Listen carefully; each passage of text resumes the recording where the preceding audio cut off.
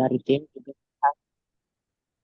perkembangan AI sangat pesat di peneliti luar negeri, eh, dan peneliti Indonesia masih terbatas karena selama ini kita dari peneliti Indonesia tentunya cuma bisa menggunakan beberapa software, tapi belum bisa melakukan pemodelan atau membangun model AI sendiri. Kami dari tim juga berharap pemateri yaitu Pak Dr. Laude Aman memberikan insight yang lebih dalam tentang model AI yang berkembang di dunia selama ini. Berikut juga kami juga berharap nantinya akan ada diskusi. Jadi setelah kegiatan ini bukan cuma kegiatan Zoom ini, kami dari tim juga berharap nanti ada diskusi dan saling kolaborasi penelitian nantinya, terutama untuk membangun model AI di bidang kimia medisinal, kimia komputasi, bahkan sampai bidang kedokteran maupun bidang kesehatan lainnya. Tak berlama-lama, saya persilakan Bapak Dr. Laude Aman untuk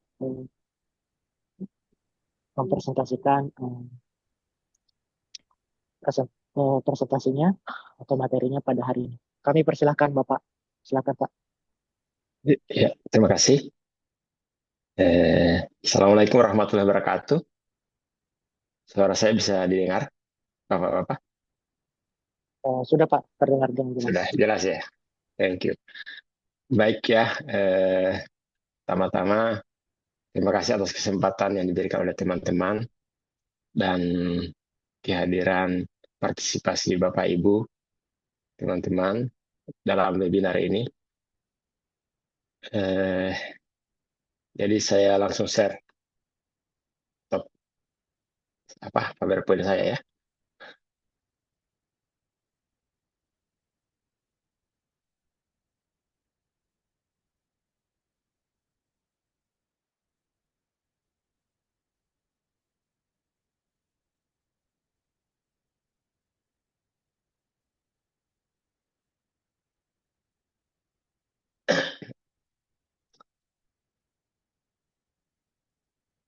Baik ya, jadi sebagaimana yang sudah diantarkan oleh moderator Bapak Purnawan, bahwa memang saat ini sedang booming penggunaan AI hampir semua aspek kehidupan, terkecuali adalah terkait dengan pekerjaan kita yang membidangi kimia medisinal, terutama adalah dalam konteks usaha untuk drug discovery atau penemuan obat baru. Tetapi memang ada kesenjangan ya. Selama ini kita hanya banyak menggunakan model-model AI yang sudah dihasilkan oleh banyak pihak. Padahal sebenarnya kita pun bisa mengembangkan model kita sendiri sesuai dengan kebutuhan kita.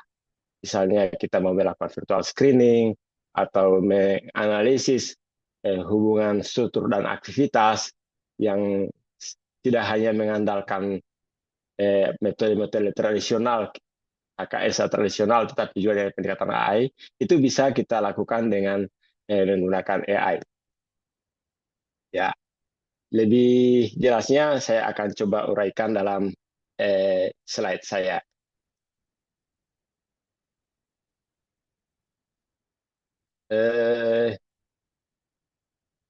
AI sendiri sebenarnya banyak definisi yang bisa kita temukan di Wikipedia, ada di berbagai lembaga atau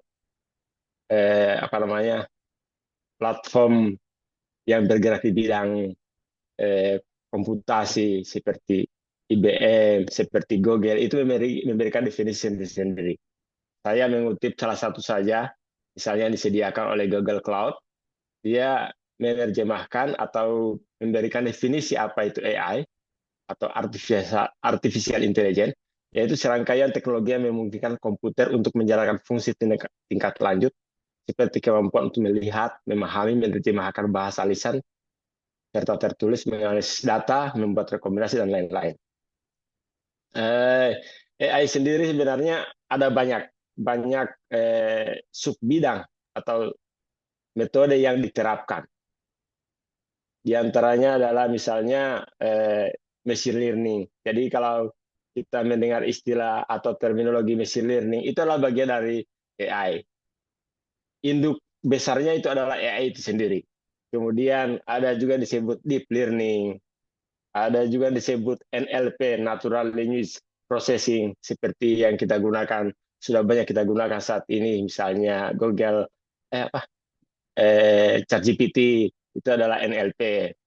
Kemudian ada juga perception, knowledge, cognitive system, neural network, planning, robotics. Nah, yang terkait dengan bidang kita, misalnya dalam rangka pencarian obat senyawa baru yang potensial, itu yang kalau kita melakukan penelusuran di jurnal-jurnal, itu paling banyak adalah menggunakan pendekatan machine learning. Kadang juga lebih mendalam adalah deep learning. Selain itu juga banyak menggunakan neural network. Jadi pada kesempatan hari ini saya mencoba menjelaskan bagaimana penerapan machine learning dan neural network itu dalam membangun model AI sehingga bisa berguna dalam riset-riset atau dalam usaha kita mengambil peran dalam drug discovery dalam konteks mencari senyawa prospek untuk sebagai kandidat obat. Bahwa salah satu bidang dari AI adalah machine learning. Ya, ini maksud saya. Kemudian, sebagaimana kita pahami bahwa dalam prospek pengembangan obat itu ada beberapa fase. Fase awal itu adalah drug discovery sendiri. Jadi usaha untuk menemukan, mendapatkan banyak senyawa yang prospek untuk dipelajari lebih lanjut. Mulai dari uji praklinik, uji klinis, dan seterusnya sampai mendapatkan persetujuan. Nah, drug discovery sendiri atau AI sendiri atau CADD, computer aided drug design sendiri, posisinya adalah pada stage awal, yaitu early drug discovery. Jadi posisinya adalah bagaimana mempercepat proses drug discovery. Jadi bagaimana peranan AI mempercepat proses melakukan memfilter atau screening senyawa-senyawa yang potensial untuk dipelajari lebih lanjut, untuk bisa melangkah lebih lanjut pada fase, pada step uji praklinis, klinis, dan seterusnya. Bagaimana kita ketahui bahwa salah satu tantangan dalam pengembangan obat sampai saat ini adalah persoalan waktu, biaya, dan keberhasilan. Terkait dengan waktu dan biaya inilah bagaimana AI, machine learning bisa mengambil peran dalam mempercepat atau menghemat biaya dalam proses pengembangan obat.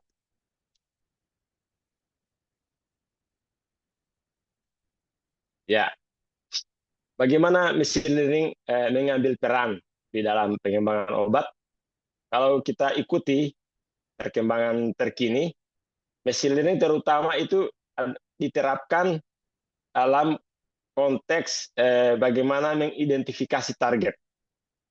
Target dalam hal ini adalah reseptornya, ya.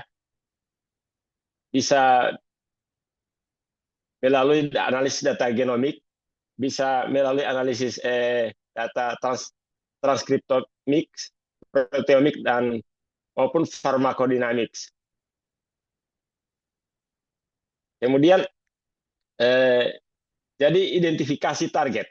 Salah satu contoh yang paling terkini yang kita bisa saksikan adalah bagaimana Google DeepMind itu para peneliti dari Google Lippmann pada tahun 2024 kemarin, penerima Nobel untuk bidang kimia itu bukan orang kimia atau orang farmasi, tapi malah dari non farmasi non kimia, para peneliti Lippmann.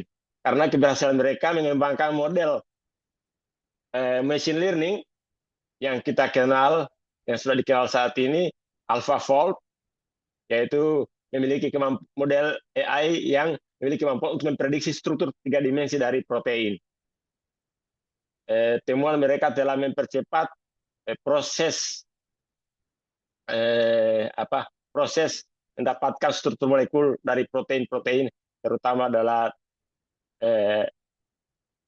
struktur protein yang terkait dengan penyakit-penyakit tertentu, atau reseptor penyakit tertentu. Ini adalah kontribusinya sehingga oleh tim Nobel memberikan hadiah Nobel untuk tahun 2024 kemarin adalah kepada DeepMind, para peneliti DeepMind. Lalu yang kedua adalah machine learning itu adalah dalam rangka atau dalam konteks mendapatkan molekul obat. Jadi mulai mungkin desain baru atau mendapatkan molekul obat dengan optimum untuk bisa memiliki prospek sebagai kandidat obat.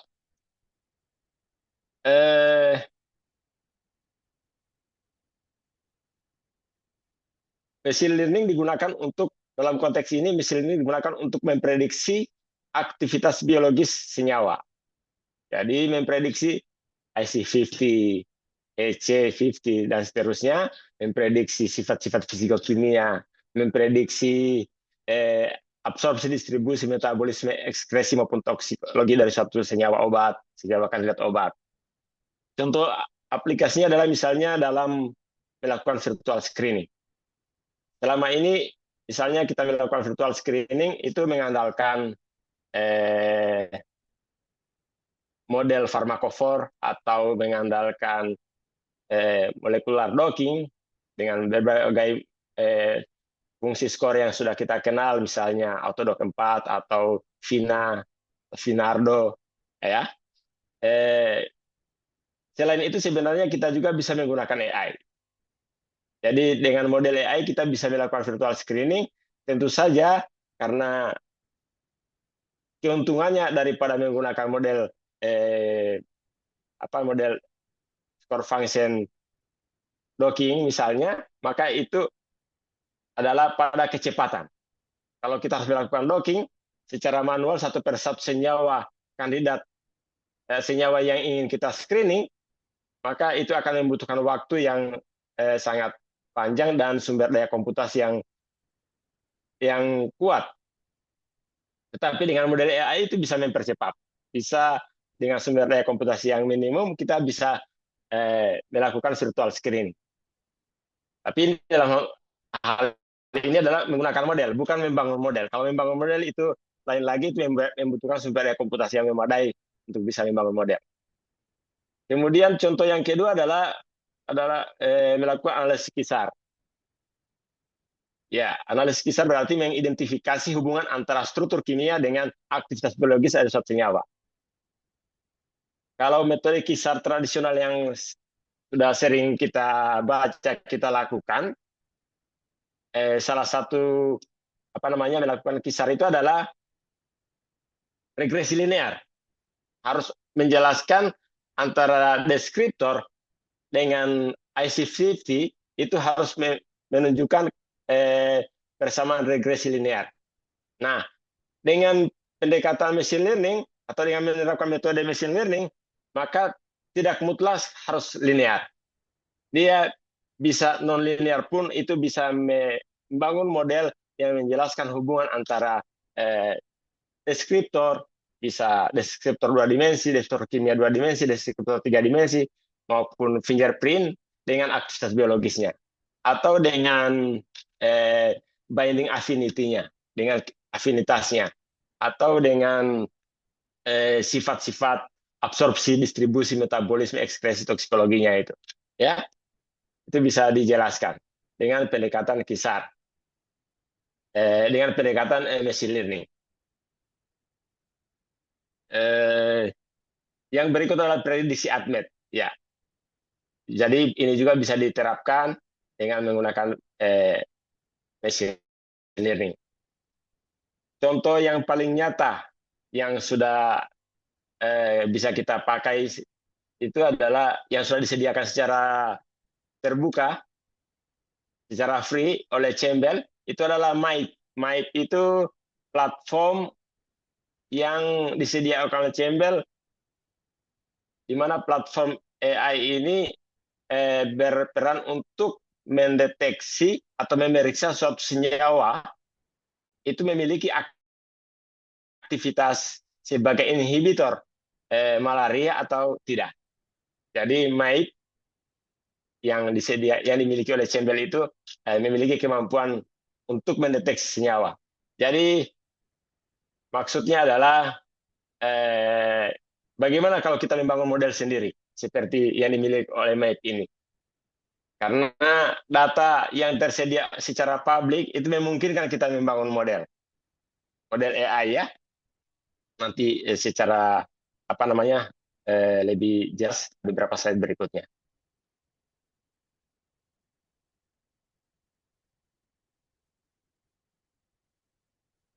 Karena machine learning yang lain adalah drug repurposing. Jadi ini sebagaimana kita pahami, drug repurposing berarti usaha untuk menemukan obat yang sudah ada, mengidentifikasi obat yang sudah ada untuk penyakit lain, penyakit yang baru atau penyakit yang berbeda dengan aktivitas sebelumnya.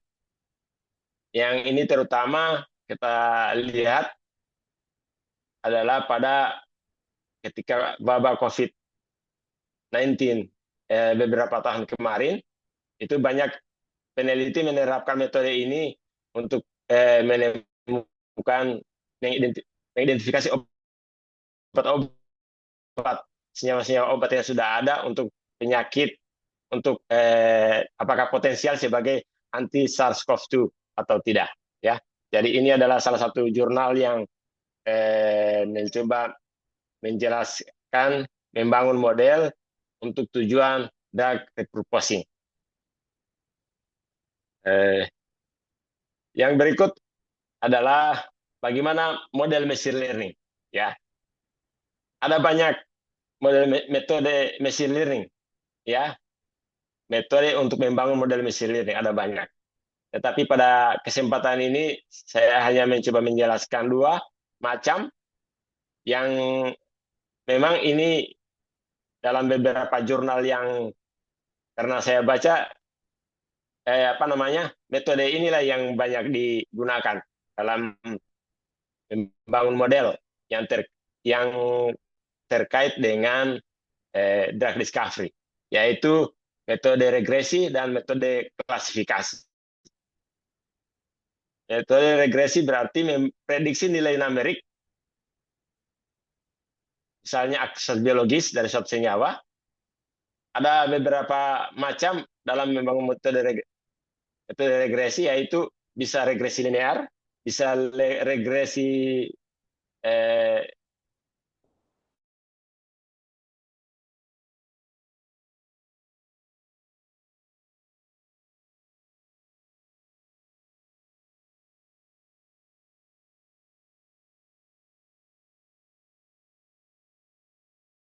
hanya satu variabel bebas, satu variabel terikat, itu linear. Polinomial berarti ada beberapa variabel bebas dengan variabel dependennya itu adalah satu. Kemudian itu ada juga regresi logistik, ya. Kalau seperti pada diagram yang ini ada regresi logistik. Nah, dalam beberapa kasus dan beberapa data, ternyata hubungan antara fitur variabel bebas dan variabel terikat itu tidak bisa dijelaskan secara linear. Tidak bisa ditemukan suatu model yang bisa ditunjukkan sebagai hubungan yang linear. Nah, untuk menangani data-data seperti ini, maka metode yang sering digunakan adalah metode neural network regression. Jadi, metode neural network regression ini itu untuk menangani data-data yang nonlinear tadi.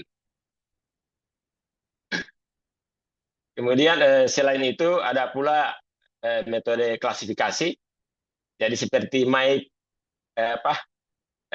platform MAIP yang saya singgung sebelumnya, itu tujuannya kan outputnya kan mendeteksi apakah senyawa ini aktif sebagai inhibitor malaria atau tidak. Jadi kategorinya adalah aktif atau tidak aktif. Jadi metode yang digunakan adalah klasifikasi. Tetapi sebelum masuk ke klasifikasi ada tahapan lain, ada model-model lain yang dimiliki dalam MAIP itu, yaitu metode kisar tadi. Ya, kalau kisar berarti regresi. Jadi dalam beberapa platform itu memang tidak hanya satu model, tapi kombinasi beberapa model sampai diperoleh satu output sesuai dengan yang diinginkan. Ya, dalam membangun model machine learning atau AI, ya, yang paling fundamental adalah ketersediaan data. Data harus memiliki setidaknya dua kelompok ini dalam membangun model regresi, ya. Dua kelompok ini, yaitu fitur dan label. Fitur adalah istilah lain dari variabel bebas. Jadi X1, X2, X3, X4, X5 dan seterusnya. Sedangkan label adalah Y atau variabel terikat. Jadi data harus menyediakan dua kelompok ini, dua komponen ini, fitur dan label. Secara sederhananya seperti pada persamaan Y sama B tambah W1, X1, ini berarti hanya satu fitur, ya, yaitu X1. Kalau polinomial maka W2, W2, X2, dan seterusnya, ya.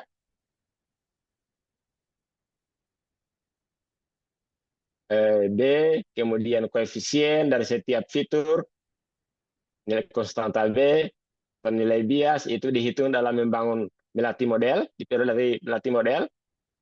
Sedangkan X dan Y, fitur, itu adalah dari data. Kalau tujuannya memprediksi, maka Y adalah yang menjadi target. Inputnya adalah X, dalam halnya adalah fitur.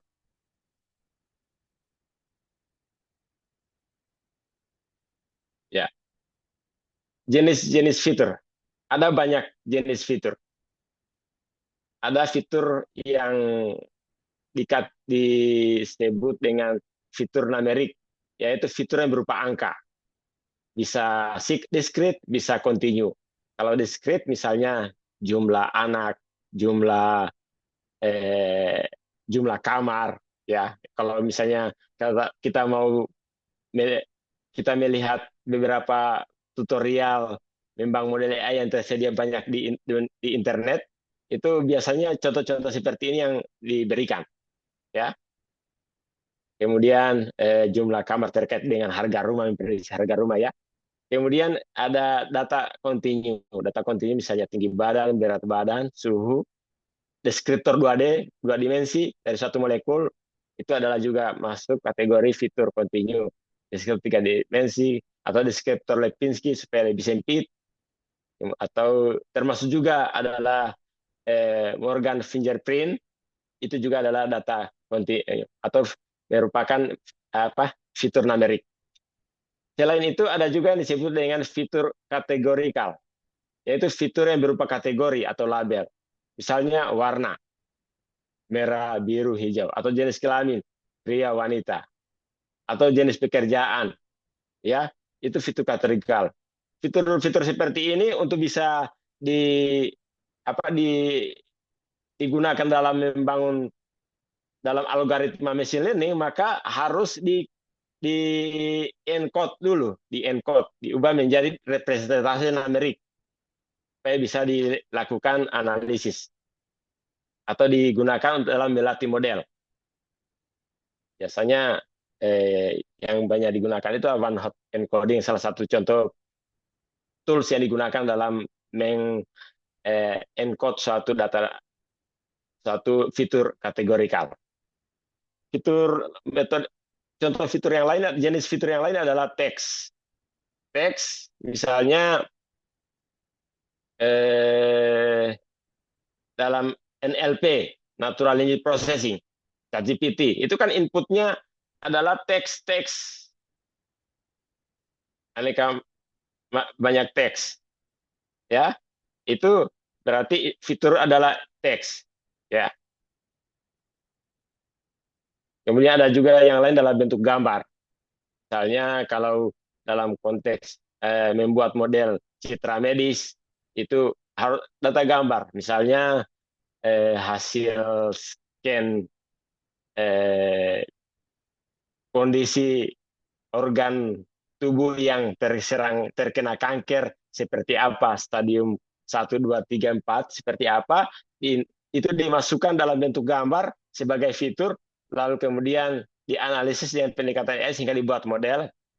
Setelah model diperoleh, maka dengan menghadirkan gambar baru, maka bisa dianalisis oleh model tersebut dan memberikan informasi, memberikan output seperti apa karakteristik dari gambar baru tadi. Ya, itu salah satu contohnya. Contoh yang lain misalnya gambar print out dari Elisa Reader, ya, yang sering saya pakai. Elisa Reader, hasil pembacaan Elisa Reader kan dalam bentuk print out. Itu kita foto saja, atau kita scan, kita masukkan ke ChatGPT, ChatGPT bisa dia olah gambar tadi menjadi teks-teks dalam bentuk tabel atau sesuai kebutuhan kita. Atau bahkan bisa ya lakukan analisis sampai pada menghitung IC50. Tinggal kita menambahkan prompt-prompt baru supaya bisa dilakukan analisis.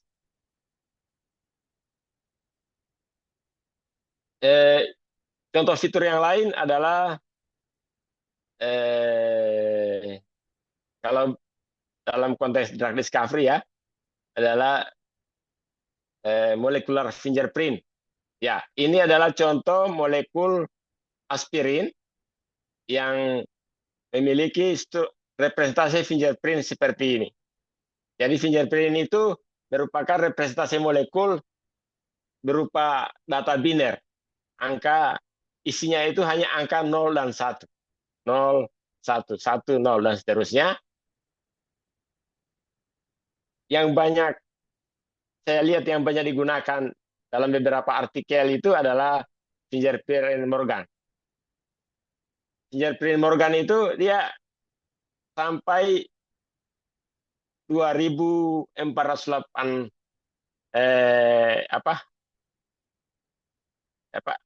deskriptor atau fitur, sampai 2000 sekian fitur. Hanya kombinasi susunan angka-angka 0101 tadi. Ya. Jadi banyak digunakan untuk sebagai fitur dalam memprediksi apakah IC50-nya atau memprediksi afinitasnya atau ATMET-nya.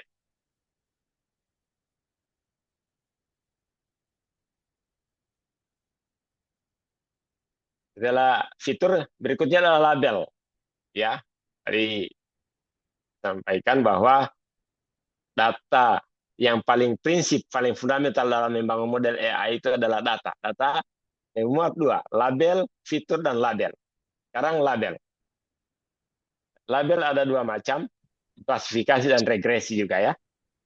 Jadi untuk kebutuhan klasifikasi atau pengelompokan, labelnya bisa, misalnya dalam Gmail kan, ada spam, bukan spam. Itu labelnya dua, spam atau bukan spam. Kemudian untuk kita misalnya, ini senyawa aktif, ini senyawa tidak aktif. Kita bisa memberikan label seperti itu. Kemudian misalnya klasifikasi multi kelas, misalnya jenis buah, ada apel, ada jeruk, ada mangga, dan lain sebagainya. Itu metode klasifikasi. Nah, metode regresi, label berupa nilai numerik kontinu. Harga rumah, ya, suhu, curah hujan, IC50 itu adalah label. Afinitas pengikatan, binding affinity itu adalah label. Kemudian sifat admet itu juga adalah label.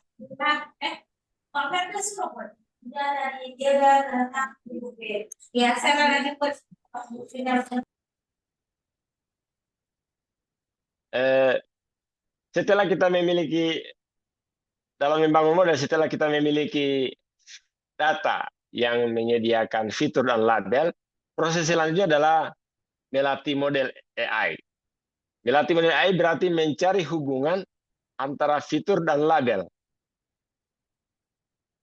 Dalam supervised learning, ya, dalam supervised learning ada model-model lain juga, ada unsupervised, ada reinforcement learning. Tapi dalam konteks drug discovery yang banyak diterapkan itu adalah supervised learning. Kalau supervised learning berarti dia harus X dan Y harus tersedia. Fitur dan label harus tersedia. Kalau unsupervised learning, cukup fitur saja sudah cukup. Nanti komputernya akan melakukan pengelompokan atau memberikan identitas dari setiap dari fitur kita, dari sampel kita yang akan memberikan identitas kecenderungannya kemana. Tapi dalam konteks drug discovery yang banyak diterapkan itu adalah supervised learning. Jadi setelah kita punya data, kemudian mencari hubungan. Apa yang dilakukan dalam mencari hubungan? Yang pertama adalah menyediakan data latih, tentu saja. Data yang berisi pasangan fitur X dan label Y. Kemudian proses pelatihan, proses membangun model, proses pelatihan istilahnya, yaitu mencari hubungan antara X dan Y. Mencari hubungan, beberapa pengujian eksperimen, kemudian didapat model terlatih. Model terlatih artinya model yang secara kualitas model itu sudah bagus. Ada nanti sebentar pada slide berikutnya itu bagaimana kriteria model yang baik, yang kualitas baik, kan saya jelaskan. Kemudian setelah data model itu diperoleh, kita bisa melakukan prediksi dari data baru. Jadi cukup dengan memberikan fitur dari data baru, maka apa target, apa Y, apa label dari data tersebut, itu dapat dihitung dengan menggunakan model terlatih, model yang diperoleh. Jadi supervised itu butuh X, butuh Y, butuh fitur dan butuh label. Unsupervised tidak butuh Y, ya. Kemudian reinforcement itu adalah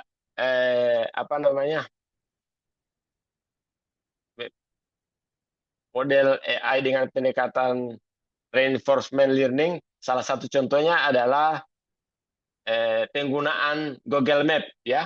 Penggunaan Google Map, misalnya kita ingin menggunakan Google Map untuk menunjukkan jalan dari satu titik A ke titik B.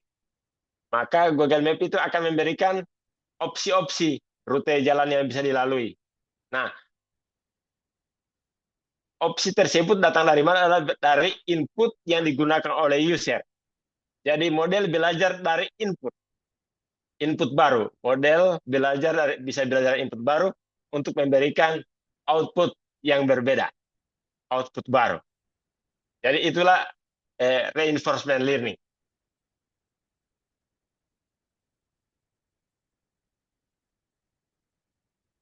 Ya, ini adalah beberapa metrik dalam melihat kualitas atau mengukur kualitas suatu model. Model regresi, ya, yaitu MAE atau mean absolute error, rata-rata kesalahan absolut. Yaitu mengukur rata-rata selisih absolut antara nilai prediksi dan nilai aktual. Jadi selisih antara nilai prediksi dan nilai aktual. Rata-ratanya berapa, itulah MAE-nya. Jadi semakin kecil nilai MAE, maka berarti semakin baik performa model. MAE mudah diinterpretasi karena berada dalam satuan yang sama dengan variabel target. Target atau label. Atau dalam hal ini adalah variabel dependen ya, Y. Kemudian MSE adalah mean square error, rata-rata kesalahan kuadrat. Ini adalah metrik untuk mengukur rata-rata kuadrat selisih antara nilai prediksi dan nilai aktual. Dengan mengkuadratkan selisih, maka MSE memberikan penalti yang lebih besar untuk kesalahan yang lebih besar. Semakin kecil nilai MSE berarti semakin baik performa model. Yang ketiga, metrik yang ketiga dalam mengukur kualitas model adalah R-square, atau dalam halnya koefisien determinasi atau koefisien regresi, yaitu mengukur seberapa baik model regresi menjelaskan variabilitas data. Nilainya berkisar 0 sampai 1, R-square mendekati 1, artinya model mampu menjelaskan sebagian besar variabilitas data. Artinya model cocok dengan data. Jika R-square mendekati 0, maka model tidak dapat menjelaskan variabilitas data. Artinya model kurang cocok untuk menjelaskan data. Kemudian ada juga yang R-square-nya negatif, berarti ini modelnya sangat buruk, ya, jadi tidak dapat digunakan. Jadi untuk dapat menggunakan model, ya R-square-nya harusnya mendekati 1. Ya seperti kita biasa melakukan analisis kisar ya, sebisanya nilai R-square-nya di atas 0,5.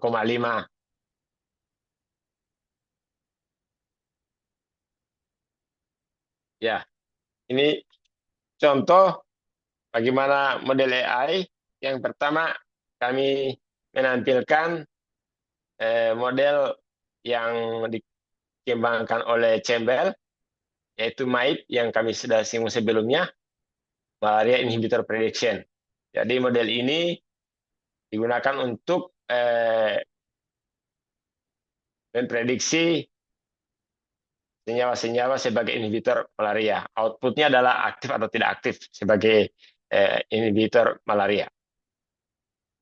Yang menarik, yang ingin saya stressing adalah bukan bagaimana cara menggunakan aplikasi atau platform ini, tetapi adalah bagaimana mereka menemukan model ini, membangun model ini. Nah, ini adalah artikel yang terkait dengan MAIP, bahwa ternyata model yang mereka bangun adalah menggunakan pendekatan kisar. Kisar model dan dikombinasi dengan metode klasifikasi. Kisar berarti metode regresi, ya, dikombinasi dengan klasifikasi. Ini yang menarik dalam jurnal ini, dalam platform MAIP ini, adalah kombinasi dari beberapa metode. Itu yang pertama, yang saya garis bawahi adalah metodenya. Yang berikut adalah yang menarik dari model ini adalah sumber datanya, database dalam membangun model. Ternyata yang ini yang sangat mungkin sulit kita dapatkan ya, kita di sini, yaitu dataset senyawa dengan aktivitas yang aktif dan tidak aktif sebagai inhibitor malaria. Datasetnya itu berasal dari perusahaan farmasi ya, dari berbagai macam perusahaan farmasi yang tentu saja kekuatan datanya tidak perlu diragukan. Karena mereka industri farmasi sudah pasti hasil pengujiannya memiliki kontrol yang sama untuk setiap sumber data ini. Sehingga dengan demikian maka IC50 data aktivitas dari senyawa yang dimiliki dari setiap sumber data ini bisa dibangun model sendiri-sendiri karena datanya mencukupi. Misalnya AZ ini data aktifnya 3.000, GSK itu 13.000.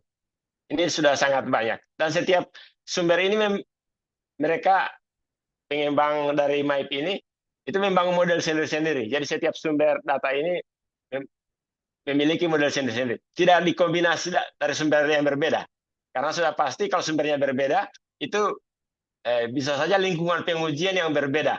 Sehingga data angka-angka IC50 yang dikeluarkan dari dua sumber berbeda tersebut sudah pasti bisa saja tidak sama, ya.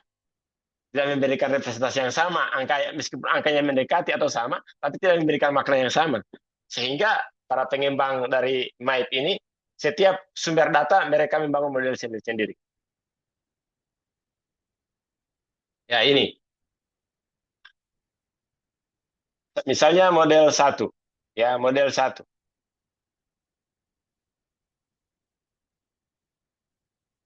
Ya. Jadi ini sumber data yang ini model 1. Jadi bisa kita lihat pada tabel 2 dari artikel ini, artikelnya dari MAIP ini, bahwa hanya 8 deskriptor yang dipakai. SCFP, FCFP, ini fingerprint, ya, parameter fingerprint.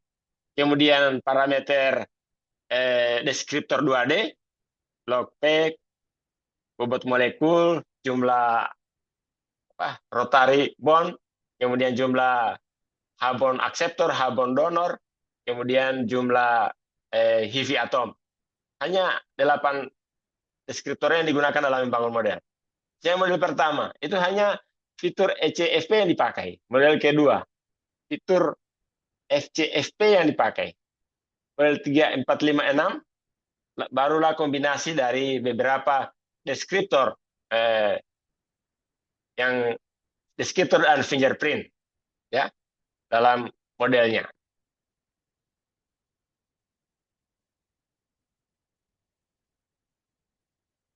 Ya, tadi adalah pekerjaan dari dari Cembel. Nah, yang ini kami coba tampilkan yang kami coba bangun dalam membangun model, yaitu bagaimana membangun model untuk memprediksi afinitas pengikatan dari inhibitor ERBB menggunakan neural network dengan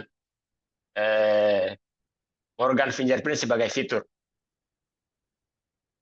Jadi tujuannya adalah membangun model untuk memprediksi binding affinity.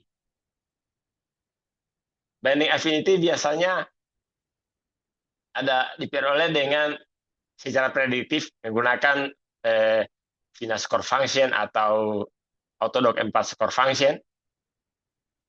Nah, kami mencoba membangun model agar apakah memungkinkan untuk memprediksi binding affinity suatu molekul dengan menggunakan model AI.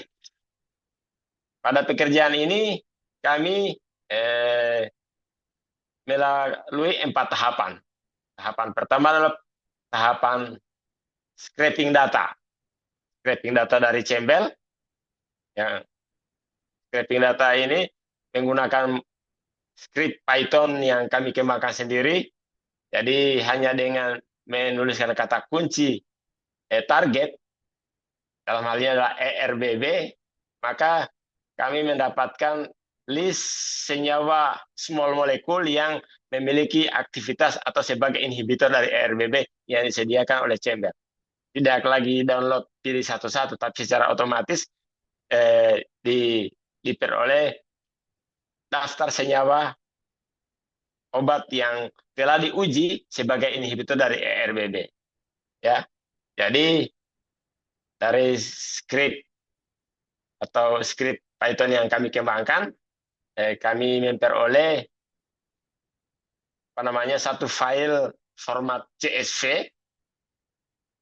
Yang format CSV berarti yang bisa dibaca melalui Excel, ya. Ya, di sana tersedia data informasi tentang struktur molekul dalam format SMILES dari setiap senyawa. Yang kedua, ID dari setiap senyawa, identitas dari setiap senyawa. Kemudian yang ketiga adalah IC50 dari setiap senyawa. Itu step pertama.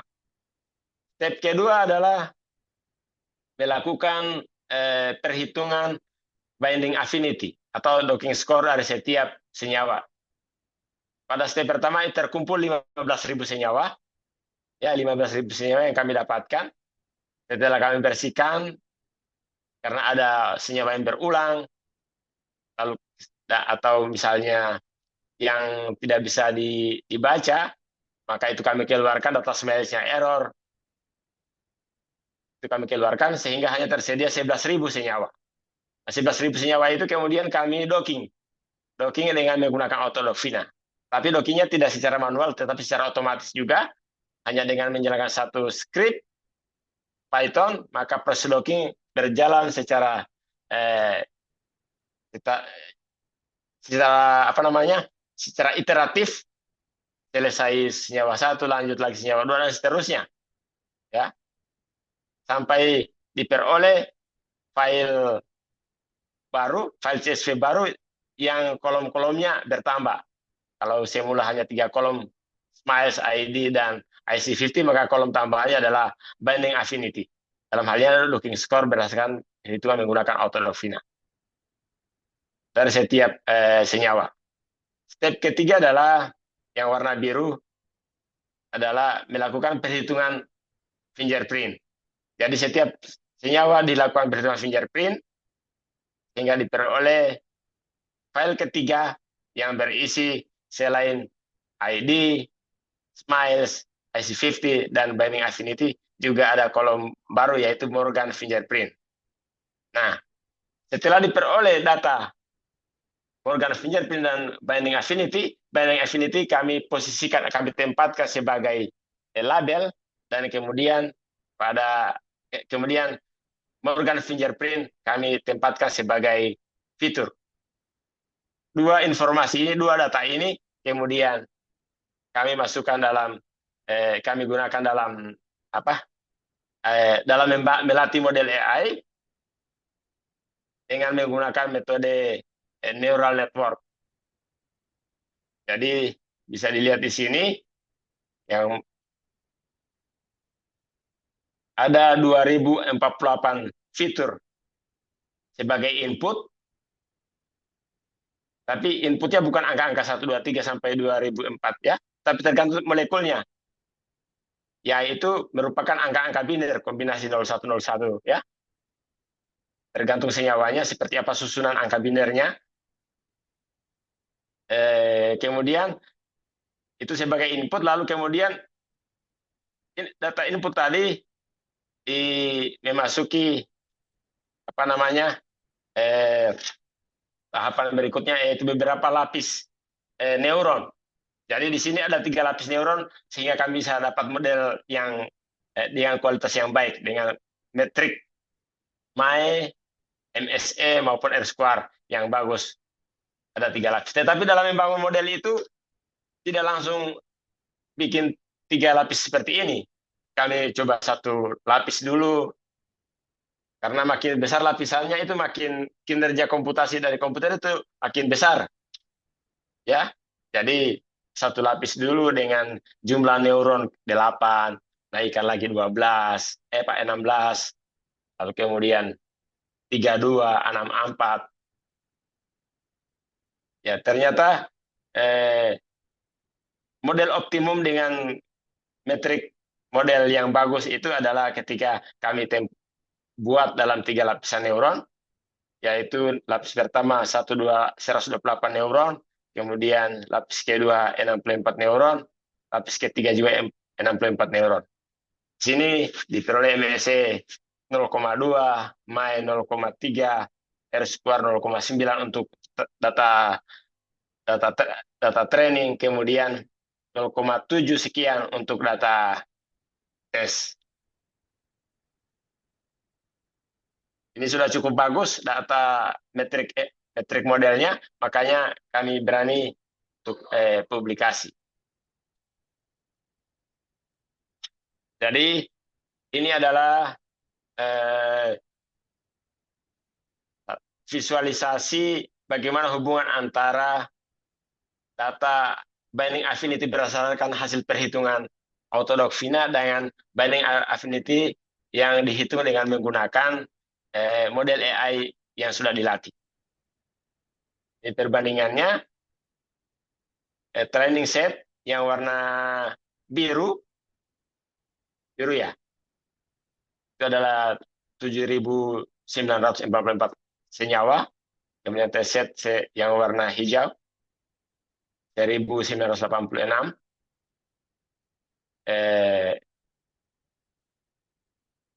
R square-nya 0,9 sekian, R square untuk training set, R square untuk test set 0,7 sekian. Sudah cukup bagus model ini. Dan sekarang artikel kami sedang under review ya. Ya. Jadi itu secara garis besar bagaimana membangun model AI yang bisa diterapkan dalam oleh kita-kita yang bergelut pada kimia medisinal atau CADD, Computer Aided Drug Design. Ya. Jadi satu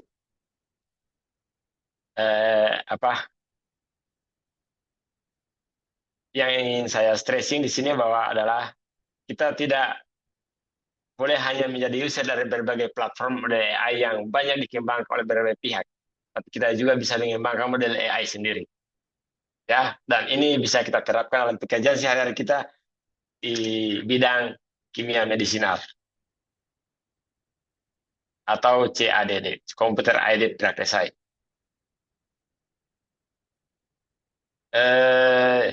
Berikut ini kami tampilkan beberapa agenda dari kami, tim RIACAT, Research Institute for AI in Computer Aided Drug Design, yang akan kami lakukan ke depan setelah webinar pada hari ini adalah yang kami rencanakan adalah yang pertama adalah workshop bagaimana scraping data molekul dari Chambel, knapsack dengan zinc. Jadi bagaimana mendapatkan data-data dari berbagai database ini secara mudah. Kalau zinc memang cukup gampang karena menyediakan linknya, tapi Chambel dan knapsack itu butuh trik khusus supaya gampang diperoleh database senyawanya, sehingga hanya tersedia dalam satu file CSV, tidak perlu rame struktur macam-macam struktur molekul dan sebagainya. Cukup satu file CSV, maka semua informasi dari setiap molekul itu bisa kita dapat. Jadi pada dalam workshop scraping ini kami akan membantu peserta untuk membangun script Python untuk pekerjaan scraping data. Itu workshop pertama. Workshop kedua adalah proses otomatisasi molekular docking, Vina dan Autodoc 4.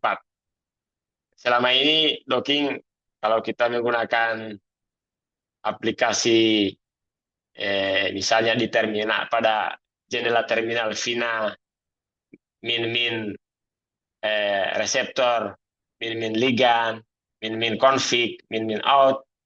Kalau satu-satu kan pasti sangat melelahkan, apalagi harus menggunakan Autodoc tools, itu tentu saja sangat merepotkan. Apalagi misalnya kita ingin melakukan docking sampai 1.000, puluhan ribu, ratusan ribu, bahkan jutaan senyawa. Tapi tidak mungkin ada yang melakukan sampai jutaan senyawa. Ini menunggunya kapan kalau jutaan senyawa mau docking, ya. Maka untuk senyawa cukup besar, cukup banyak seperti itu, sebenarnya kita bisa lakukan secara terotomatisasi, hanya dengan menjalankan satu script saja, satu file script, maka docking akan berjalan secara simultan terus-menerus sampai semua senyawa selesai. Dan berbagai macam format input, bisa format input smiles, bisa format input inch, bisa format input misalnya mol atau SDF atau PDB Kitty langsung, itu bisa. Ya, kami akan coba latih peserta untuk workshop ini kedua ini. Yang ketiga adalah workshop tentang perhitungan deskriptor 2D, 3D, fingerprint, ya. 2D itu kan misalnya yang disediakan oleh RDKit itu sampai 2.212 deskriptor 2D dari setiap molekul itu. dengan menggunakan RDKit. Itu tidak perlu satu-satu. Itu bisa kita buat skripnya supaya cepat melakukan perhitungan untuk berapapun jumlah molekul yang ingin kita hitung. Termasuk juga menghitung parameter deskriptor 3D-nya maupun fingerprint-nya. Dan terakhir adalah workshop tentang membangun model. Jadi dari kemampuan atau setelah memperoleh data docking, kemudian memperoleh eh, deskriptor dari setiap senyawa, maka bagaimana membangun model AI, kami akan berikan pada workshop keempat, yaitu workshop generate model AI. Termasuk adalah penggunaan model AI tersebut untuk memprediksi senyawa selain senyawa yang digunakan dalam melatih model. Jadi itu yang insya Allah kami rencanakan untuk kami agendakan ke depannya. Ini kami perkenalkan tim kami, tim Riakat, ya, Pak Ai dari Universitas Bakti Kencana, Pak Dr. Ai Asnawi dari Universitas Bakti Kencana, kemudian Pak Purnawan Pontana dari Universitas Andalas, dari Fakultas Farmasi Universitas Andalas. Kalau Pak Ai dari Fakultas Farmasi Universitas Bakti Kencana. Kemudian yang ketiga, Pak Arfan dari Fakultas Farmasi Universitas Haloleo, dan saya sendiri dari jurusan Farmasi Universitas Negeri Gorontalo. Saya kira demikian, terima kasih. Selanjutnya saya kembalikan kepada moderator. Baik, terima kasih Pak atas insight materinya sangat menarik.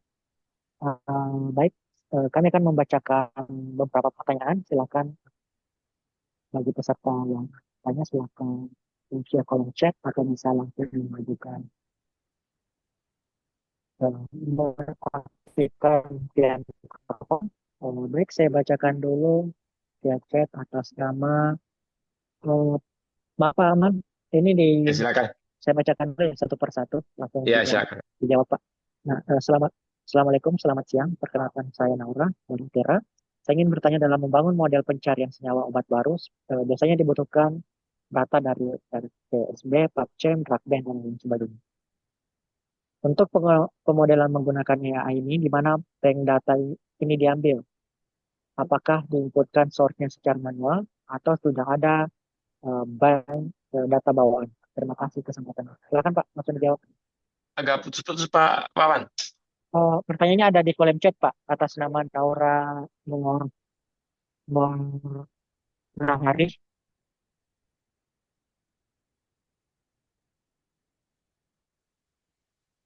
Jadi pertanyaannya, eh, apakah Oke, untuk oke, pemodelan baik. menggunakan AI? Silakan. Baik, saya baca kembali ya soal pertanyaannya dari Naura Hamari dari ITERA ya. Saya ingin bertanya, dalam membangun model pencarian senyawa obat baru biasanya dibutuhkan bank data seperti RCS, PubChem, DrugBank, dan lain-lain. Untuk model menggunakan AI ini, di mana bank data ini diambil?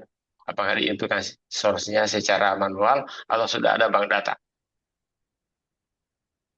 Eh, Pertama kan bank database atau bank data yang digunakan dalam membangun model itu syaratnya adalah seperti yang sudah sebut tadi, harus bisa menyediakan informasi senyawa, itu mutlak.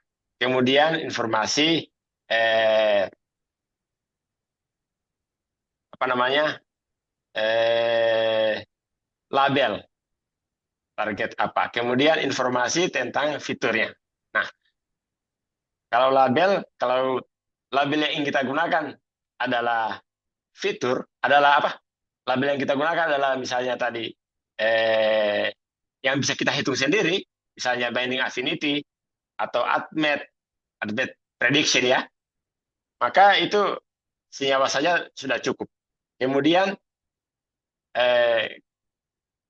untuk begitu pula untuk fitur yang bisa digunakan dalam konteks pengembangan pencarian senyawa baru, senyawa obat baru, maka bisa menggunakan juga kita bisa hitung sendiri. Nah, yang ditanyakan apakah dapat langsung? Bisa langsung, bisa tidak. Saya belum pernah bekerja dengan menggunakan RCS, PubChem, DarkBank karena paling sering itu seperti saya sudah singgung di awal hanya menggunakan Cembel, kemudian Knapsack, Zinc. Tapi kalau dalam membangun model sebaiknya database-nya diambil dulu, ditarik dulu. Ditarik supaya bisa kita melakukan treatment terhadap data. Biasanya data yang kita peroleh itu misalnya struktur molekulnya tidak benar. Struktur SMILES-nya saja tidak benar. Maka ini harus kita bersihkan dulu, kita keluarkan. Nah, kemudian kalau dari data yang kita gunakan ini memberikan informasi tentang target atau label tertentu, kita perhatikan dan ingin label tertentu kita gunakan untuk melatih model, kita perhatikan juga apakah labelnya sudah sesuai dengan yang kita butuhkan. Misalnya kalau IC50 merupakan angka yang tetap, bukan lebih besar atau kurang dari, maka itu berarti bisa digunakan. Tapi kalau masih lebih besar, kurang dari, berarti tidak bisa digunakan. Nah, data-data seperti ini butuh treatment lagi, treatment tambahan untuk membersihkannya. Termasuk misalnya ada data yang non, yang tidak bisa didefinisikan, ya. Ini harus dikeluarkan karena bila tidak dikeluarkan tentu saja tidak bisa diperoleh data. Jadi sebaiknya dari database, dari data bank data ini harus kita ambil dulu dalam rangka pembersihan data, ya, pembersihan data, cleaning, apa yang bisa perlu dihilangkan, apa perlu dikeluarkan, kita periksa strukturnya, ya, struktur sebaliknya, struktur isinya, kita validasi dulu apakah sudah benar strukturnya atau enggak. Cara membersihkannya atau cara memeriksanya tidak perlu juga secara manual satu per satu, bukan. Tapi dengan fungsi-fungsi tertentu kita bisa gunakan untuk memeriksa apakah sebenarnya itu sudah benar, apakah struktur ins-nya sudah benar atau tidak, ya. Jadi sebaiknya di-download dulu, diperoleh dulu. Baik, Pak, Kemudian terima kasih. bagaimana data ini diambil? Ya, sepertinya bisa diambil. Kita bisa ambil dengan menggunakan algoritma script Python tertentu. Kita bisa ambil script Python tertentu supaya mengefektifkan pekerjaan kita dalam mengumpulkan database. Ya, jadi kira-kira jawaban dari saya seperti itu. Baik, bagaimana Ibu Nora? Sudah cukup, Pak. Terima kasih atas penjelasannya. Ya, terima kasih. Terima kasih.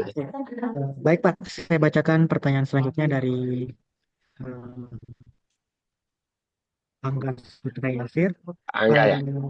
Saya ingin bertanya terkait konversi Morgan fingerprint dari senyawa. Model yang diperoleh apakah bisa secara otomatis mengkonversi senyawa berupa SMILES ke Morgan fingerprint dan mengetahui binding affinity senyawa tersebut?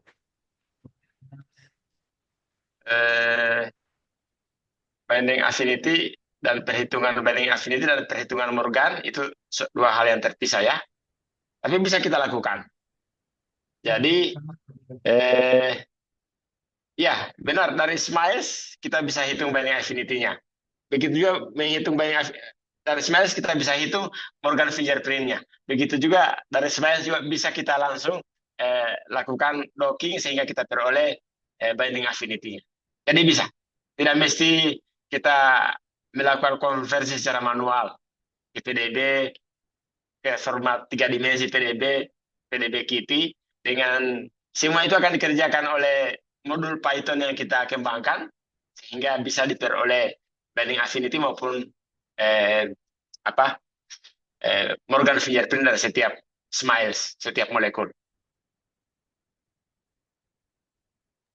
Seperti itu, Pak.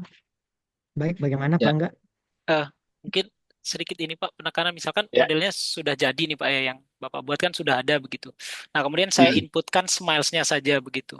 Nah itu Iya, iya. sementara kan ketika trainingnya begitu ya data itu kan Ah, yang tadi fiturnya adalah merchant fingerprint kemudian nanti di tesnya adalah bending affinity itu secara ah. otomatis bisa dari permodelan yang sudah dibuat begitu Pak dari AI yang dibuat atau kita harus konversi dulu data kita itu ke fingerprint Morgan dulu baru kita bisa masukkan atau kita input ke model ini begitu Pak.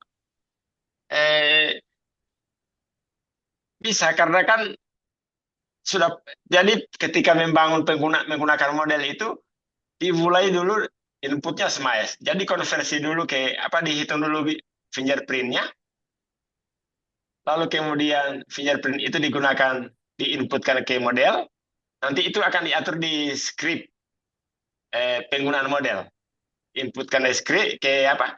Ke dihitung script Morgan fingerprintnya, kemudian Morgan fingerprint dari setiap dari smile input tadi dimasukkan ke model, model akan melakukan perhitungan binding affinity. Oh baik, berarti kita sebagai user misalkan menggunakan model itu menginputkan Morgan fingerprint begitu Pak ya ke model yang dibuat itu. Tidak lagi smile saja. Oh smell saja Fingerprint berarti akan dihitung, iya smile saja. otomatis Pak ya. Oke Nah, baik baik. otomatis, ya Terima kasih Pak. smile saja. Makasih. Baik Pak, pertanyaan selanjutnya dari Muhammad Aprianto Panel. Masih bertanya Pak, Al ingin bertanya bagaimana AI ini seperti machine learning dapat membantu dalam desain formulasi farmasi dengan mempertimbangkan aspek farmakokinetik seperti meningkatkan bioavailabilitas, mempercepat pelepasan obat yang sesuai dengan profil farmakokinetik yang diberikan dan memilih excipient yang mendukung. Terima kasih Pak, mohon arahannya. Oke. Terima kasih Pak Aprianto Panel. Ya, ya intinya kalau kita ingin membangun model AI adalah tadi ada label, ada fitur. Jadi dalam konteks yang disebutkan ini, apa target yang ingin dicapai? Kita harus petakan. Lalu kemudian apa fitur yang bisa kita asumsikan bisa mempengaruhi dari target tadi, aktivitas label, target atau label tadi.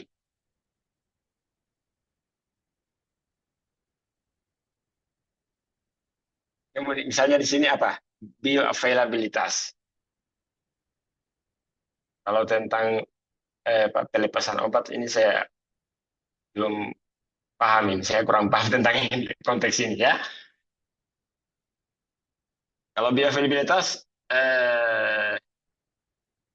saya juga kurang paham. Hanya harus diidentifikasi dulu kira-kira yang terkait dengan bioavailabilitas itu faktor-faktor apa yang mempengaruhi. Bisa admit, ya, absorpsi distribusi. Pada admit juga ada macam-macam kan, macam-macam parameter di sana. Kita bisa memilih 1-2 parameter sebagai label, lalu kemudian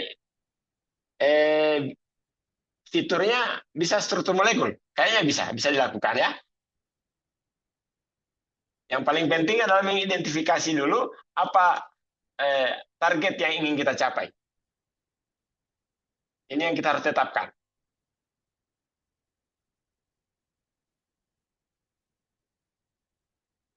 Ini harus dijelaskan lebih lanjut. Misalnya yang berperan dalam bioavailabilitas itu apa? Yang berperan dalam pelepasan obat itu apa? Parameter apa? Ya, sehingga bisa dicarikan hubungannya dengan fitur-fitur yang bisa dipakai dalam membangun model yang sesuai ya.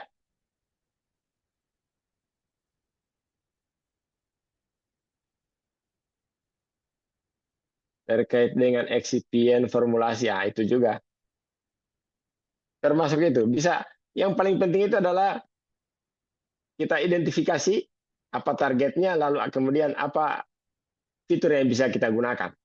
Sehingga kalau itu kita bisa identifikasi, apapun itu bisa kita buat hubungan. Kita buat model untuk menjelaskan hubungan antara fitur dan target yang ingin kita inginkan. Jadi seperti itu penjelasan saya. Bagaimana Pak Deden?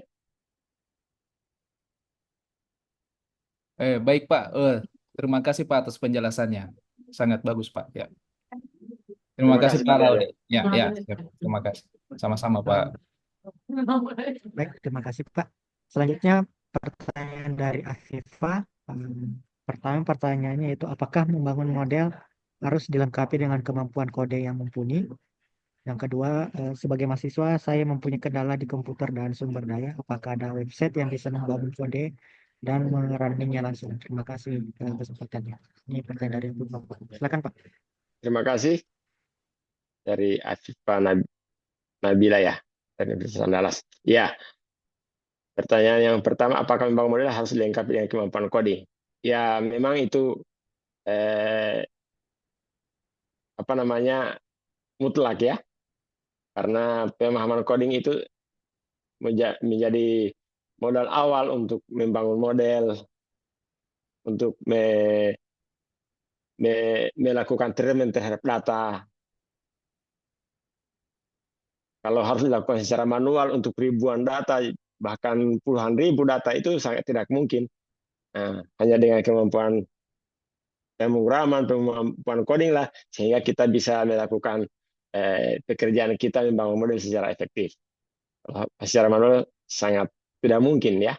Sangat mungkin untuk keliru, ada yang terlewati. Dan tentu saja itu akan sangat melelahkan. Jadi yang coding misalnya, kita mau membersihkan data kita. Kalau data kita tidak bersih, maka akan selalu error yang akan kita dapatkan. Error. Tidak bisa dianalisis lebih lanjut. Kemudian tentang bagaimana mengatasi kendala tentang keterbatasan komputer dan sumber daya. Nah, saya kira ini untuk konteks saat ini sudah bukan kendala lagi. Kita bisa menggunakan platform seperti Google Colab. Kita bisa memanfaatkan Google Colab untuk melatih model kita, untuk membangun model. Untuk melatih model kita pakai Google Colab. Saya kira Google Colab tersedia secara free, yang sudah tersedia secara free sudah cukup memadai untuk menghandle database sampai 2.000-an, 3.000-an, bahkan 5.000-an database itu bisa kita handle dengan Google Cloud versi free-nya.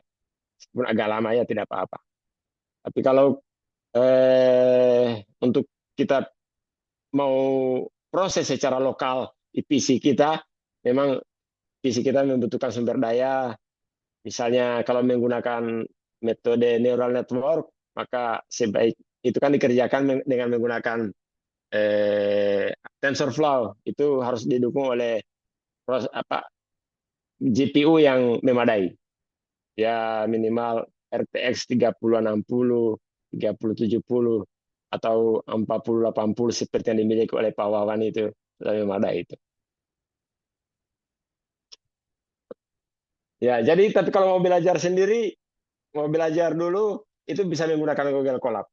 Mungkin saya bisa tunjukkan ya.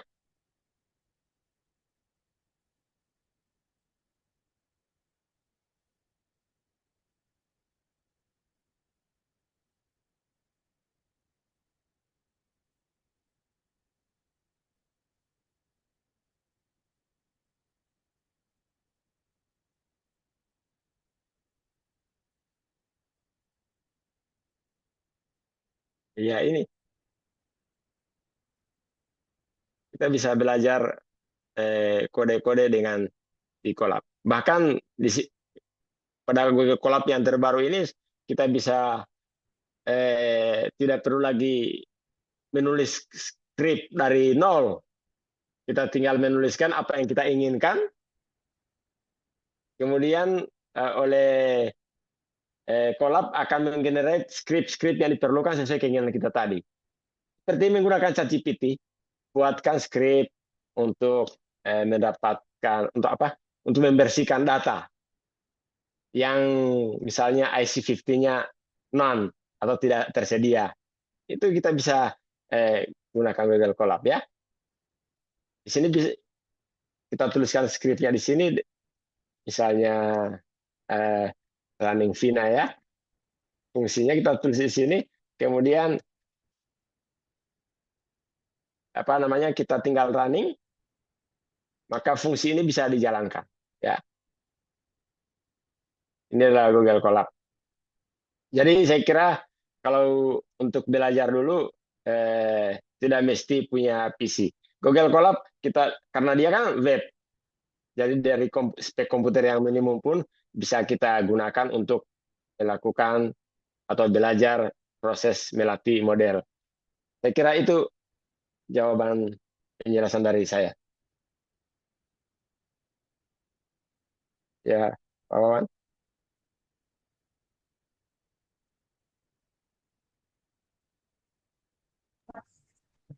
Baik, baik, terima kasih.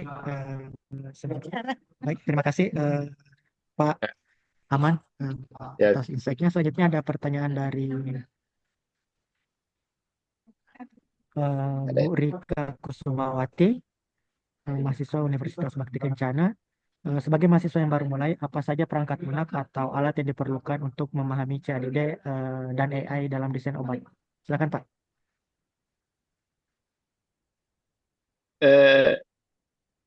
Tidak banyak perangkat lunak, hanya satu, Python, hanya modul Python. Jadi tapi paling gampangnya sebaiknya kalau komputer Anda itu bukan Linux, Anda menginstal WSL supaya memudahkan pekerjaan. WSL itu adalah lingkungan Linux pada Windows. Jadi cara mengeksekusi suatu script itu lebih gampang, lebih sederhana bila menggunakan WSL. Kemudian seperti kita kerja di Linux, cara menginstal modul-modul yang diperlukan, misalnya RDKit.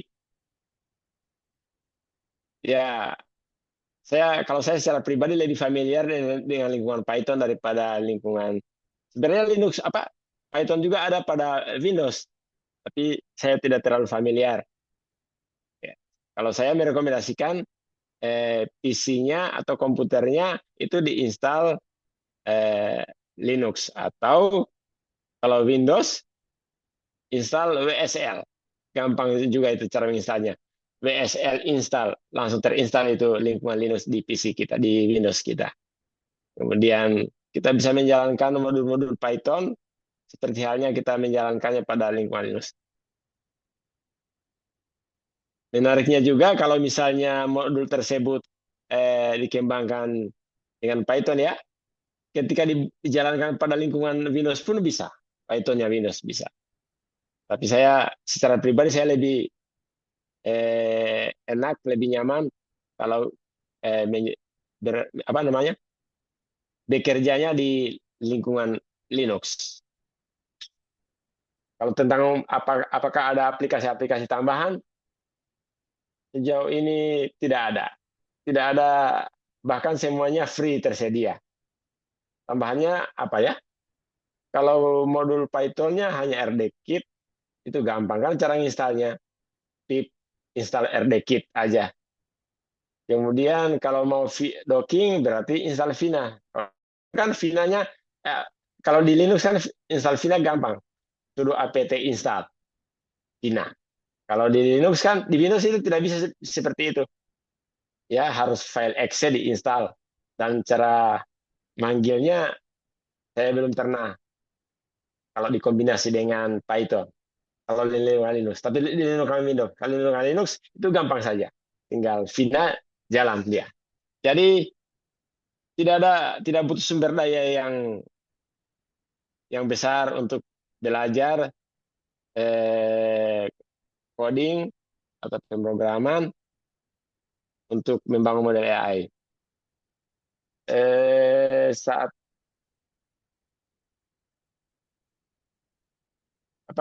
tadi ada yang apakah bisa dipahami tanpa ada pengetahuan coding? Ya, sebenarnya ada tadi yang terlupa Pak Wawan.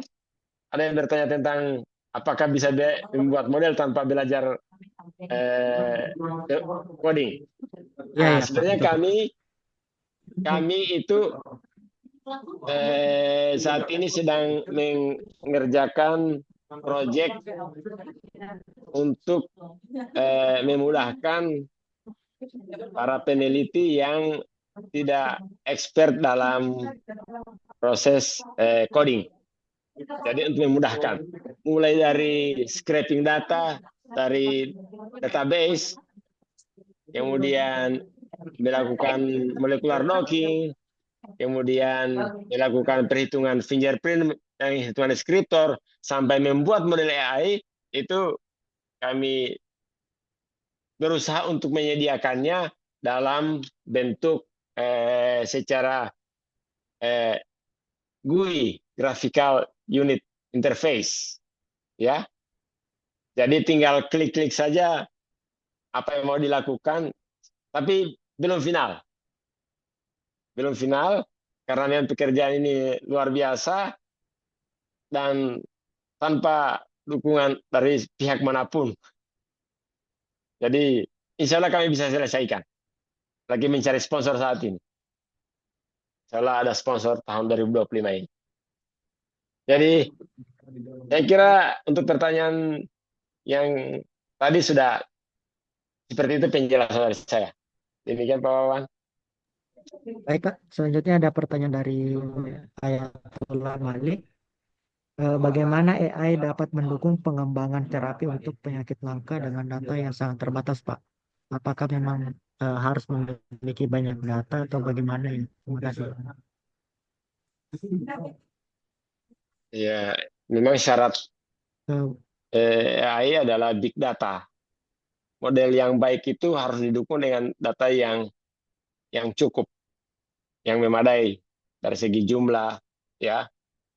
Dalam beberapa uji coba yang kami lakukan, data hanya 1000-an saja itu kita sulit membuat model dengan metrik yang dengan kualitas yang baik. Jadi data 10 ribuan, baru metriknya kita bisa dapatkan misalnya R-square di atas 0,9.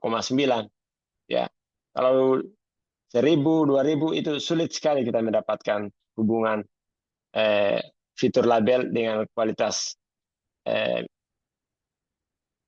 model yang baik. Jadi memang syaratnya tadi mutlak itu jumlah database-nya. Bisa sih, tapi tadi kualitas modelnya tentu saja memiliki keterbatasan. Jadi seperti itu ya. Baik Pak. Ya.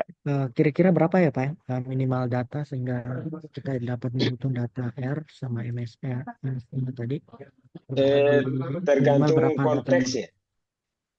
Tergantung apa yang ingin kita pelajari, kita ingin latih, model targetnya apa, tujuannya apa.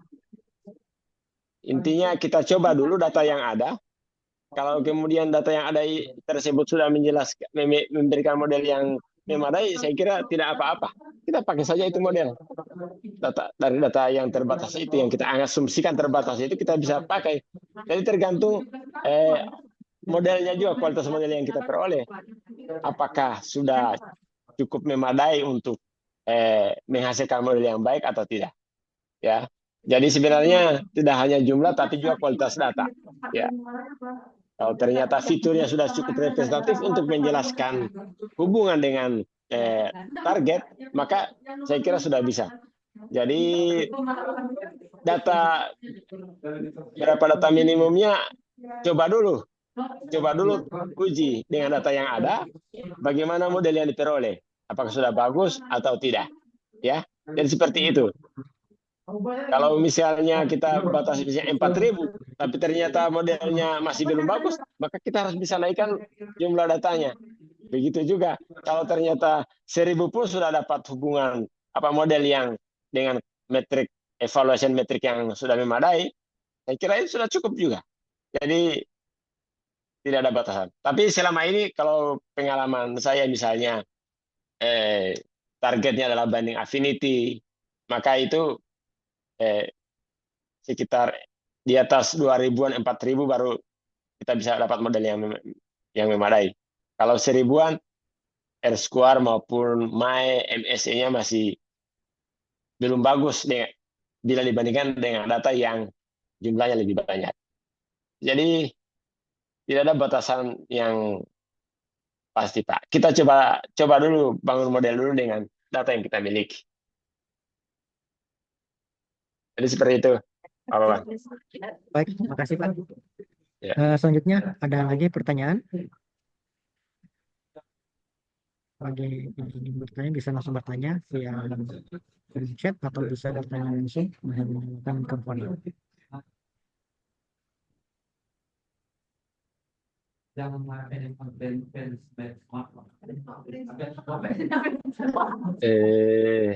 Penyakit langka ini ya? Ini pertanyaannya.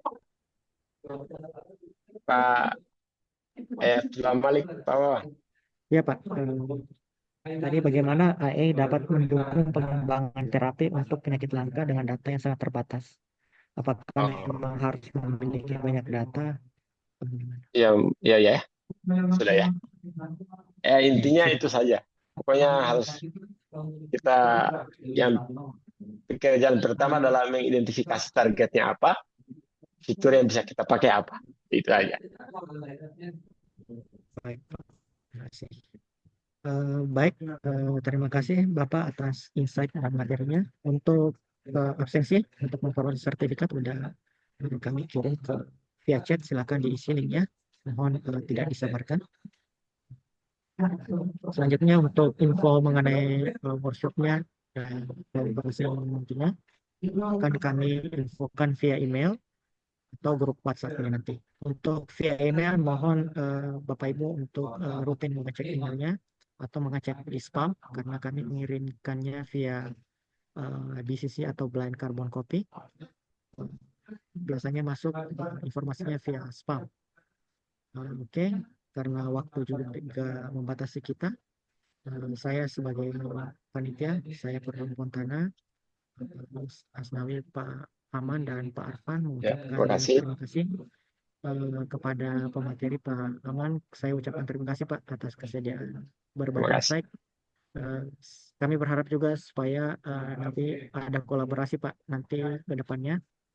Bukan cuma satu workshop ini, tapi ke depannya Pak, kita punya kolaborasi lebih di dalam. Selanjutnya itu aja mungkin karena waktu yang membatasi kita, saya tutup Zoom-nya. Terima kasih kepada peserta, panitia, Bapak Ibu semua.